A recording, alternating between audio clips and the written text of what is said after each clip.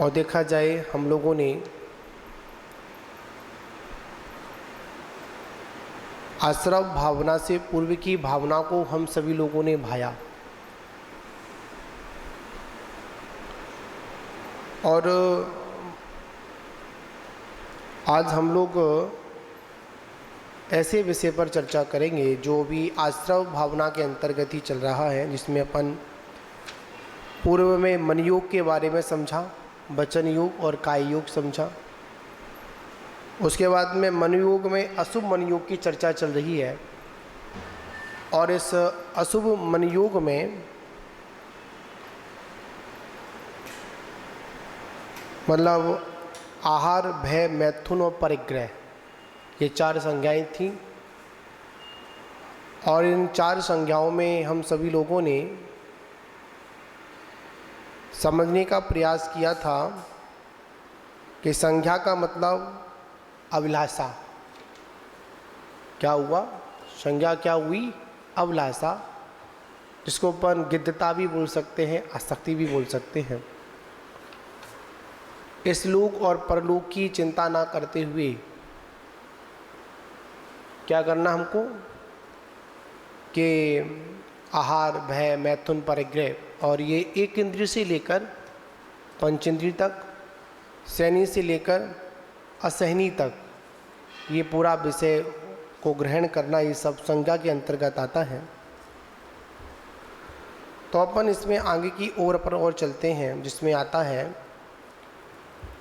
अशुभ मन योग का व्याख्यान चल रहा है। उसमें मतलब लेश्या का भी वर्णन आता है। क्या आती है? लेश्या। तो आचार्य भगवंत ने कहा कि कृष्ण, नील और कापोत। क्या? कृष्ण, नील, कापोत, पीत, पद्म और शुक्ल, ये 6 लेश्याएं होती हैं। और ये 6 लेश्याएं जिसमें आगे की 3 अशुभ मानी गई हैं और पीछे की 3 शुभ मानी गई हैं। और ये 3 लेश्याएं को अपन प्रशस्त भी कह सकते हैं और अप्रशस्त भी कह सकते हैं। प्रशस्त में क्या आ जाएंगी? पीत, पद्म और शुक्ल। और अप्रशस्त में क्या आ जाएंगी? कृष्ण, नील और कापोत। अब यहाँ पर आचार्य भगवंत ने कहा कि आखिर में ये लेश्या क्या है। तो यहाँ पर कहा कसायों से अनुरंजित योग की प्रवृत्ति को लेश्या कहते हैं। किससे? कसायों से अनुरंजित, मतलब कसायों से मिली हुई कि जो योग की जो प्रवृत्ति है उसे अपन क्या कहते हैं? लेश्या कहते हैं। जीव और कर्म का परस्पर संश्लेषण जो होता है उसे लेश्या कहते हैं। मतलब जीव का और कर्म का परस्पर में क्या होता है? संबंध होता है, बंध को प्राप्त होता है। उसके परिणामों को क्या कहते हैं अपन? लेश्या कहते हैं। आचार्य भगवंत कहते हैं और भी बताया, जिसके द्वारा जीव पुण्य और पाप से स्वयं लिप्त, मतलब जिसके द्वारा जीव पुण्य और पाप से स्वयं को लिप्त करता है, उसके अधीन रहता है, उस लेश्या स्वरूप के ज्ञाता गणधर देवों ने उसको क्या कहा? लेश्या कहा। लेश्या की अलग परिभाषा यहाँ बताई गई। पहली परिभाषा क्या बताई गई कि कसायों से अनुरंजित परिणामों को क्या करते हैं अपन? लेश्या कहते हैं। फिर यहाँ पर बताया कि जीव का और कर्म का, क्या? जीव का और कर्म का परस्पर में क्या होता? संश्लेष, मतलब मिला हुआ अवस्था, ठीक है ना? उसे अपन क्या कहते हैं? उसको अपन लेश्या कहते हैं। और साथ ही कहा गया इसमें, आचार्यों ने कहा कि जिसके द्वारा यह जीव पुण्य पाप में क्या स्वयं लिप्त होता है, उसे अपन क्या कहते हैं? उसको अपन लेश्या कहते हैं। जिसके द्वारा आत्मा पिष्ट से मिश्रित गेहूं मिट्टी के लेप द्वारा दीवार लिपि और रंगीन होती है, उस प्रकार शुभ और अशुभ भाव रूप लेप के द्वारा आत्म परिणामों से लिप्त किया, उसे क्या कहते हैं? मन निश्चय कहते हैं। जैसे एक गेहुआ होता है, जैसे हम जो कलर करते हैं, कलर जैसा कलर कर दें तो वैसा ही दिखाई देता है, ठीक है ना। तो वैसे तो अंदर से जो कलर है, वाइट रंग है, वाइट में अपने लाल मिला दिया तो कैसी वो लाल दिखाई देगी, पीला किया तो पीला दिखाई, जैसा रंग मिलाऊंगी वैसा ही वो क्या अंतरंग में भी वैसा ही परिणाम उसके चलते हैं, उसे क्या कहते हैं? अपन निश्चय कहते हैं। अब यहाँ पर लेस्याओं के बारे में बहुत सारा वर्णन कर रहे हैं। अब यहाँ पर अपन समझ लेते हैं कि लेस्या है क्या। लेस्या की मुख्यतः से दो लक्षण है। वो लेस्या कौन सी है? एक द्रव्य लेस्या और एक भाव लेस्या। सभी जगह द्रव्य और भाव तो लगाना पड़ेगा, और जब तक हम द्रव्य और भाव नहीं लगाएंगे, जब तक हम वस्तुओं के यथार्थ स्वरूप को अपन समझ नहीं पाएंगे। अब यहाँ पर कहा कि जो भावलेस्या है, द्रव्यलेस्या है, वो क्या, उसके लक्षण क्या है? तो यहाँ पर कहा जिसमें द्रव्यलेस्या तो शरीर के बड़ रूप हैं। द्रव्यलेस्या में क्या हुआ? शरीर का जो रंग है, वर्ण है, उसे अपन क्या कहते हैं? उसको अपन द्रव्यलेस्या कहते हैं। जैसे किसी का शरीर काला होना, कृष्ण होना, किसी का नीला होना, और किसी का कापोत, मतलब जैसे कबूतर की जो गर्दन का जो कलर होता है उसको अपन कापोत बोलते हैं, ठीक है। कृष्ण माने काला हुआ और नीला नीला हुआ, और कापोत क्या हुआ? ना काला है ना नीला है, बीच की स्थिति कैसी? कापोत बन जाता है, ठीक है ना। वो कापोत लेस्या होती है। और उसके साथ साथ अब आया पीत पद्म शुक्ल। पीत का मतलब पीला, और पीत पद्म, पद्म का मतलब हुआ थोड़ा सा कमल, गुलाबी रंग का, हल्का सा ना, वो गुलाबी रंग का हुआ। और शुक्ल का मतलब हुआ बिल्कुल सफ़ेद हुआ, ठीक है ना। तो ये मतलब जिसमें द्रव्यलेस्या में तो क्या शरीर के रूप है। अब इसमें आपने सुना होगा कि कृष्ण लेस्या, कृष्ण मैं बता दिया नीला कपड़ा नहीं पहनना चाहिए। कैसा कपड़ा? नीला कपड़ा नहीं पहनना चाहिए, काला कपड़ा नहीं पहनना चाहिए। कपोत लेस्या जो बताए, हरा कपड़ा नहीं पहनना चाहिए। इनके पहनने से भी हमारी आत्मा के प्रदेशों में परिस्पंदन होता है। क्या होता है? बाहरी निमित्त से। कहाँ से? बाहरी निमित्त से अंतरंग का निमित्त भी बिगड़ता है, अंतरंग के परिणाम भी बिगड़ते हैं। इसका बहुत अच्छा उदाहरण आता है, आप लोग समझेंगे, समझ में आ जाएगा कि जैसे रामायण में आता है, रामचंद्र जी का और लक्ष्मण का विषय आया। एक स्थान पर लक्ष्मण और राम दोनों उपस्थित थे। वहाँ की कुछ मिट्टी ऐसी थी, कृष्ण मिट्टी थी, कृष्ण टाइप की। तो उस मिट्टी पर जैसे ही खड़े हुए, वैसे ही नारायण लक्ष्मण को गुस्सा आने लगा, क्रोध आने लगा तो और इतने गुस्सा करने लगे, बहुत गुस्सा करने लगे, क्रोध करने लगे। तो उन्होंने कहा कि इस मिट्टी को लो और अपने अंगोछे में या फिर किसी दुपट्टे में इसको बांध लो। और उस मिट्टी को उन्होंने अपने दुपट्टे में बांधा, और बांधने के बाद वहाँ से जैसे आगे की ओर चले तो क्या हुआ? बिल्कुल शांत हो गए। और जब शांत हुए, और शांत होने के बाद उन्होंने राम से पूछा कि भाई ये बताओ, समझ नहीं आया कि अभी कुछ समय पहले मुझे बहुत क्रोध आ रहा था और अब बिल्कुल भी क्रोध नहीं आ रहा है, इसका कारण क्या है? तो राम जी ने कहा कि एक काम करो लक्ष्मण, जो आपके दुपट्टे में जो मिट्टी जो मैंने बांधने को दी थी ना, इस मिट्टी को जमीन पर डालो, इस पर फिर खड़े हो जाओ। जैसे ही मिट्टी पर खड़े हुए तो क्या हुआ? जो स्थिति पहली थी ना, वही स्थिति फिर बन गई। ठीक। तो पता चला कभी कभी हमारे जीवन में भी ऐसा होता है, हम एक कदम पीछे होते हैं तो बहुत क्रोध आता है, और एक कदम जैसे ही आगे हो जाते हैं तो क्या बिल्कुल चित्त शांत हो जाता है। इसका मतलब क्या, कहीं ना कहीं उस द्रव्य का क्या है, असर है, वहाँ की मिट्टी का कुछ ना कुछ असर है, वहाँ की कुछ ना कुछ माहौल का असर है। जैसे जैसे हम वस्त्राभूषणों को पहनते हैं तो वैसे वैसे परिणाम हमारे अंतरंग में बनना प्रारंभ हो जाते हैं। ठीक।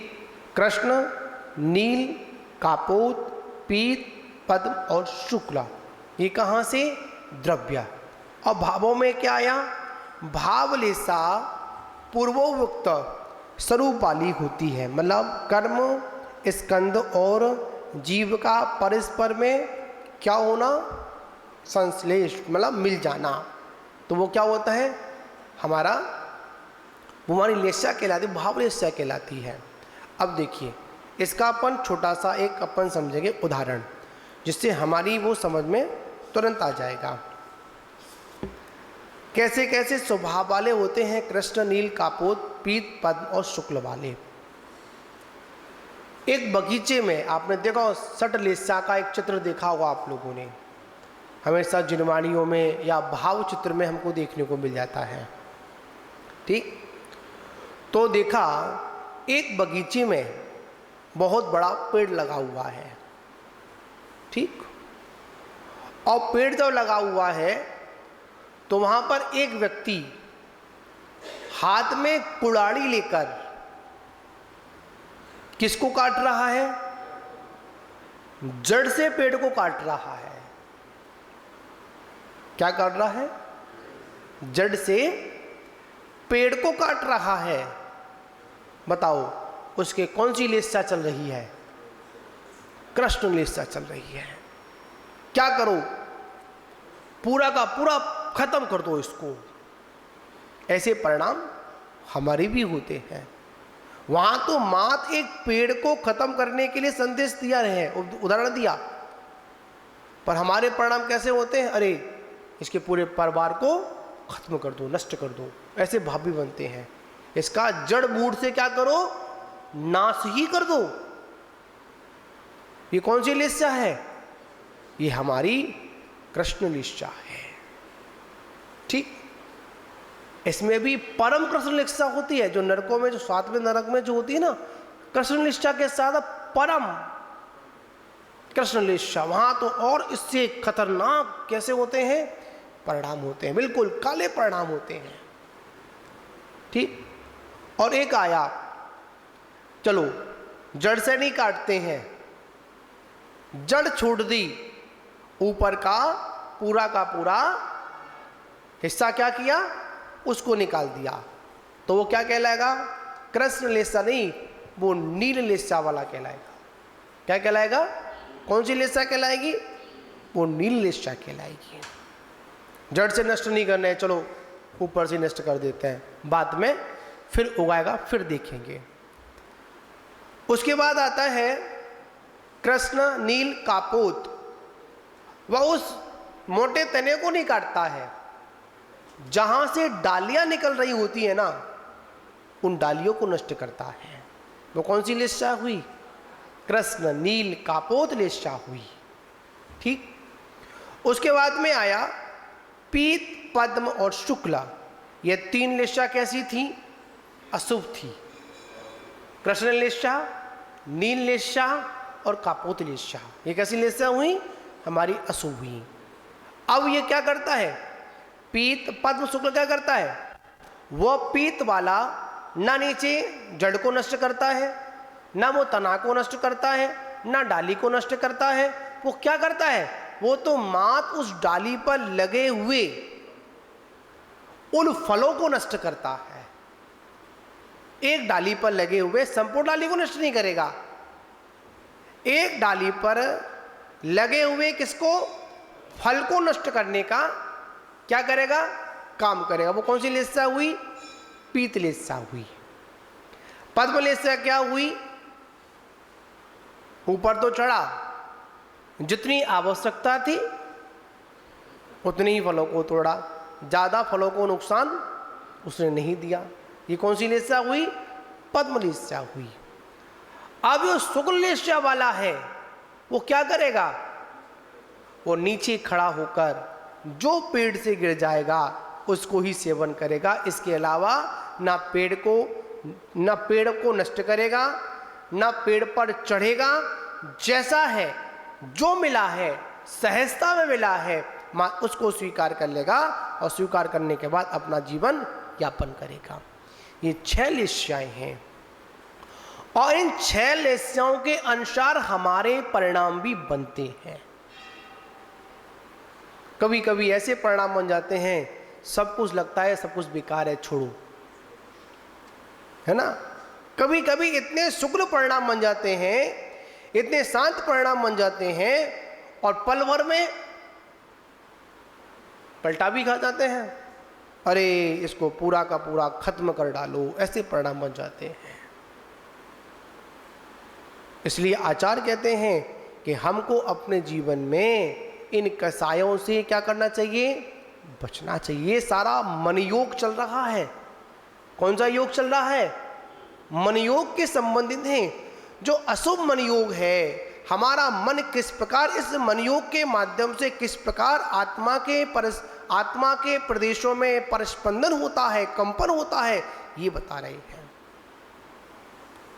इसलिए क्या करना है? हमको अपने अपने परिणामों को क्या करना है? संभाल कर रखना है। और जो अपने परिणामों को संभाल लेता है ना, वही आगे चलकर क्या बन जाता है? भगवान बन जाता है। और देखिए, मात्र हम इसके मन के वशीभूत होकर, किसके वशीभूत होकर? आचार्य कहते हैं, हे मुमुक्षु, इस प्रकार से आपने मन को बस में ना कर मन के अनुसार होकर आपने क्या किया? अनेक प्रकार के खोटे परिणाम किए। तो कहते हैं कि आप इस प्रकार अपने मन को वशीभूत करो। क्या करो? मन के वशीभूत नहीं होना है, मन को क्या करना है? अपने मन के अनुसार, मन को उसके अनुसार मत चलने दो। अगर मन को उसके अनुसार चलने दोगे तो कभी आपके जीवन में मंगल नहीं हो सकता है। उन्हीं के जीवन में मंगल होता है जो स्वयं अपने अनुसार चलते हैं। जो मन के अनुसार चलेंगे वो कभी भी पाप से मुक्त नहीं हो सकते हैं। मन तो कैसा है? मन तो बड़ा ही चंचल है। मन कहता है ये करो, मन कहता है वो करो, मन कभी कहता है कि करो और मन कहता है कभी मत करो। तो क्या हम मन के अनुसार चलेंगे? नहीं। आचार्य कहते हैं मन के अनुसार नहीं, मन को अपने अनुसार चलाना है। यह मेरा है, यह मैं हूं इत्यादि समस्त संकल्प विकल्पों को छोड़कर, दुनिया में 2 ही शब्द हैं, यह मेरा है और मैं इसका हूं। मन क्या कहता है? ये मेरा है और मैं इसका हूं। और ये मेरा कब है? जब ये मेरा कहना मान रहा है तो मेरा है। और अगर मेरा कहना नहीं मान रहा है तो ये मेरा नहीं है। ठीक। मैं इसका कब हूं? जब मेरा इससे कोई काम निकालने का भाव है तो मैं इसका हूं, अन्यथा मैं भी इसका नहीं हूं। ऐसे संकल्प विकल्पों को छोड़कर समस्त विभाव परिणामों से रहित होकर क्या करें? अपनी शुद्ध आत्मा का, शुद्ध स्वरूप का ध्यान करें। ये इस व्याख्यान का सारांश है। लेस्याओं से मुक्ति कैसे मिलेगी? मुक्ति तब मिलेगी जब हम अपने परिणामों को क्या करें? अपनी शुद्ध आत्मा के ध्यान में व्यवस्थित करें। हाँ, बहुत सुंदर है। जिसका ध्यान में मन न लगे, इधर उधर मन लगे, तो आचार्य कहते हैं कि जिसका ध्यान में मन न लगे वो जोर जोर से पढ़े।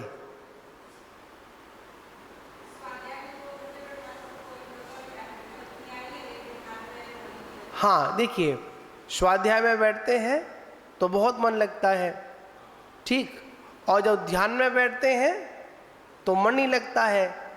हमने क्या किया, अपने मन को, अपने वचन को, अपनी काया को हमने पढ़ने में व्यस्त कर दिया। क्या कर दिया? व्यस्त कर दिया। जैसे बताएं आपको हम, जब कोई विषय आता है तो घड़ी की ओर नजर नहीं जाती है। क्या समझे? जब क्या आता है, कोई विषय जब निकल के आता है तो जो समय, मतलब जो विषय हमारे मन को अच्छा लगता है ना, तो घड़ी की ओर ध्यान नहीं जाता है। पहली बात तो अभी हम लोगों ने ध्यान को एक बहुत बड़ा एक इशू बना रखा है। ध्यान क्या? आचार्य भगवान कहते हैं जो हमने पढ़ा है, जो हमने अध्ययन किया है, उसी का चिंतन करना वही ध्यान है।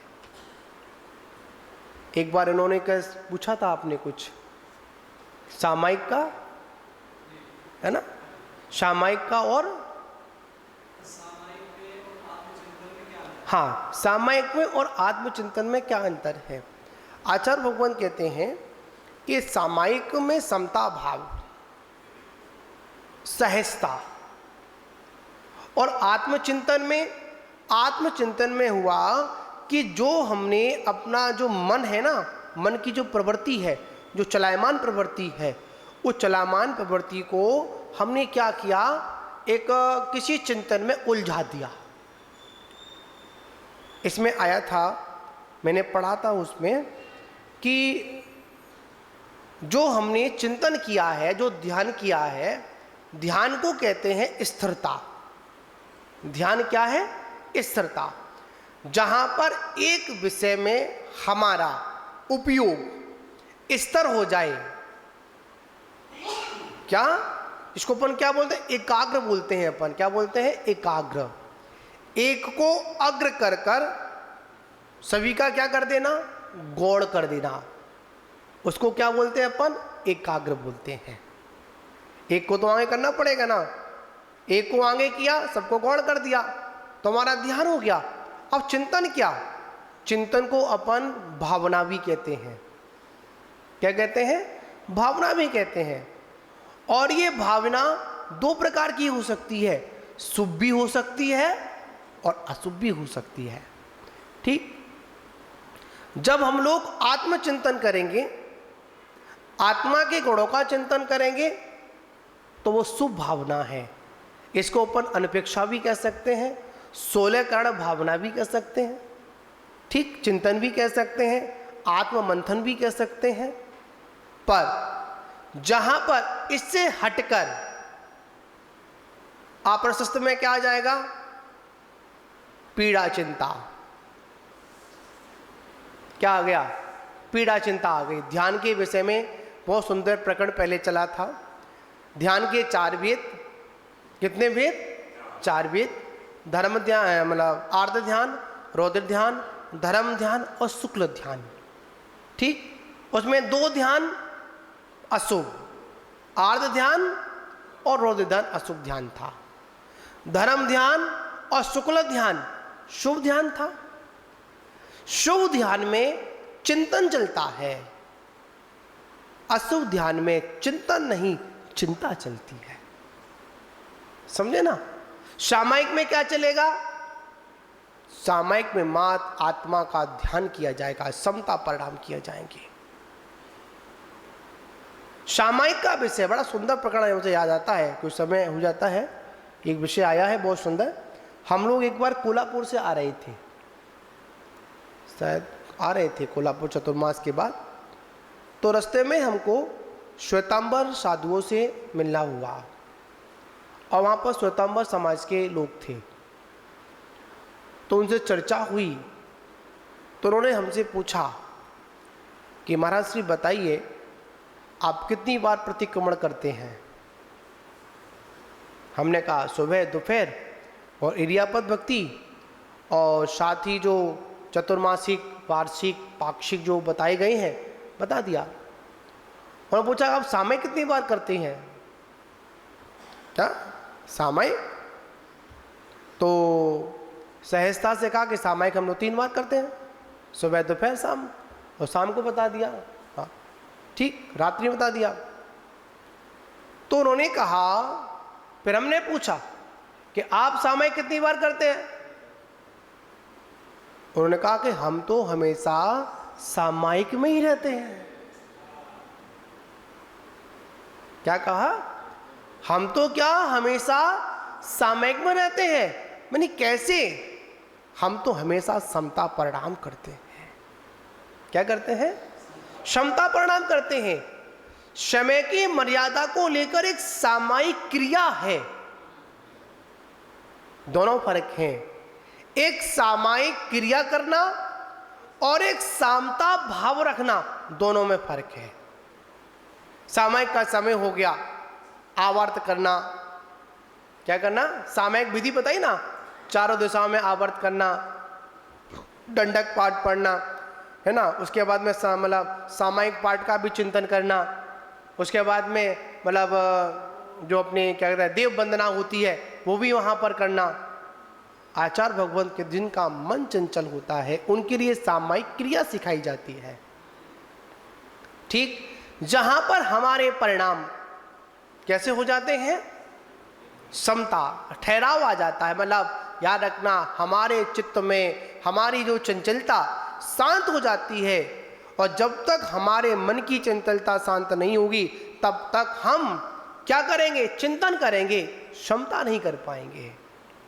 आचार्य कहते हैं धर्म ध्यान में भी स्थिरता आनी चाहिए। क्या आनी चाहिए? स्थिरता आनी। शुक्ल ध्यान के विषय में एकत्व, एक आता है पृथक वितरक, एकत्व वितरक, 2 प्रकार के ध्यान बताए शुक्ल ध्यान के। पृथक, पृथक पृथक, कभी इस द्रव्य पर, कभी जीव पर, कभी अजीव पर, कभी मतलब पुद्गल पर, अनेक अनेक पदार्थों पर चिंतन करना। और फिर एकत्व में क्या आ गया? उन सभी को हटाकर एक का ध्यान करना, ठीक ना। ये सारा विषय है। तो आचार्य कहते हैं अपने परिणामों में हमेशा क्या लेकर आओ? शुद्धता लेकर आओ, शुद्ध आत्मा का चिंतन करो। और जब तक शुद्ध आत्मा का चिंतन नहीं करोगे, जब तक आपका मन चंचल बना रहेगा। पढ़ने में मन क्यों लगता है? एक रुचि बन जाती है, रुचि।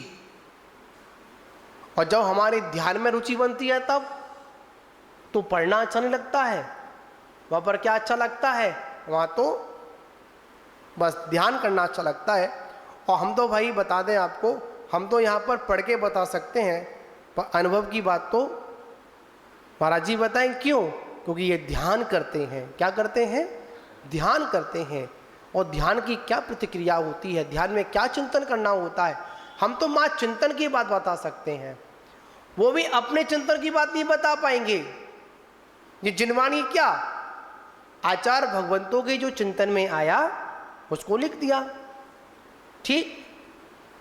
और वास्तविकता में इनके चिंतन से अपने चिंतन को मिलाना है, उसको अपन क्या कहते हैं? उसको अपन ध्यान कहते हैं, ठीक है ना। तो बाकी का विषय अपन पूज्य आचार्य महाराज से श्रवण करेंगे। इसी के साथ विराम। जय बोलो आचार्य श्री सन्मति सागर जी गुरु महाराज की।